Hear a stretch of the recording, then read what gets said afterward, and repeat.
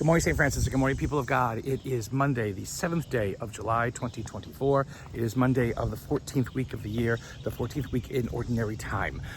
It's a little bit nicer today than it has been last week, so hopefully the humidity, or at least the heat, will be declining a little bit, but we'll wait and see what happens the rest of this week.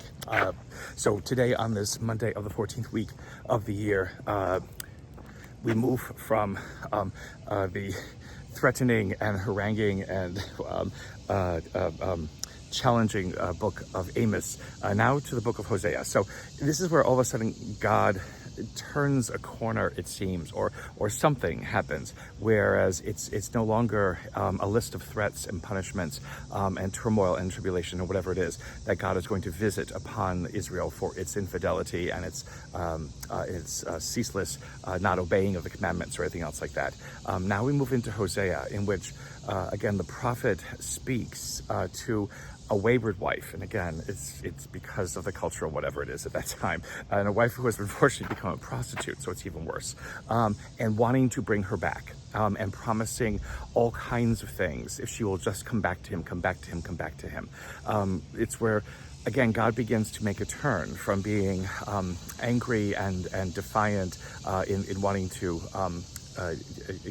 not necessarily destroy Israel, but to put Israel into its place, to now again turning the other cheek, as it were, and beginning to now ask, for not necessarily for forgiveness, but for an awakening in the one who has gone astray to come back, and that the coming back will be met with open arms. It will be met with love upon love, and the ability to rebuild, and the ability again to reconcile, the ability to start all over again. Again, God begins to ask that, of Israel. Will it do that? And again, Hosea, who I believe is writing during the exile, the Babylonian exile, is basically, communicating just that. That again, Israel has found itself in a horrible place. It has been forced from its homeland. It has lost everything that gave it identity and meaning. It is in a foreign land among foreign people. It is not being treated well. And now here is God saying, okay, enough is enough. You have gone astray, and now it is time to come back, and come back to me.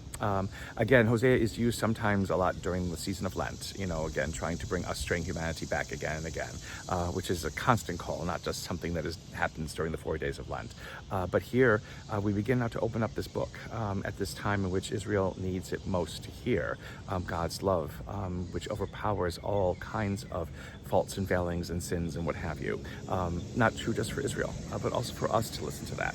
A God who calls us back, a God who wants to call us back. Again, if we're ever looking at the final word that God says, it is a final word of love and reconciliation. It is not a final word of punishment and damnation or what have you.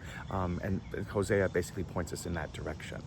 In today's gospel in Matthew, we hear what we heard 2 Sundays ago from Mark's gospel about Jesus healing the daughter of the synagogue official. In Matthew's gospel, in Mark's gospel, the synagogue official's name is Jairus, but he is not given a name in Matthew's gospel. And in between the request to heal the daughter and Jesus going to heal the daughter, there is this woman with a hemorrhage who comes and who doesn't necessarily ask Jesus for help, but who believes that if she touches, again, the hem of his garment or something that a tassel on his cloak or whatever it is, that she will be healed. And she does, and she is. And Jesus again asking, who did this and what happened and who touched me? Again, in the crowd pressing upon him, how is this possible? But for Jesus, anything is possible. Again, it is this woman who basically comes up and says, I did. And basically Jesus says, your faith has healed you. Again, not some kind of magical work and not some kind of, magical understanding of things. So again, the power of what faith can do. And again, the persistence of faith, and even persisting in faith when we think that we have been caught red-handed doing something wrong. If it is faith that has led us to do that, then it is faith that will vindicate us, in the end.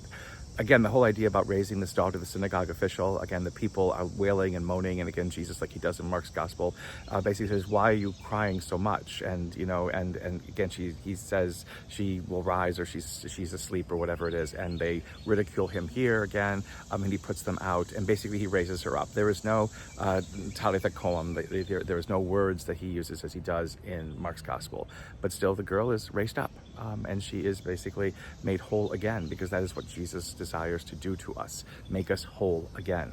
Help us to be able to reclaim what it is that we think that we have lost. Help us to be able to see the more in our lives that sometimes, we can't because of our burdens and our pains and our anxieties.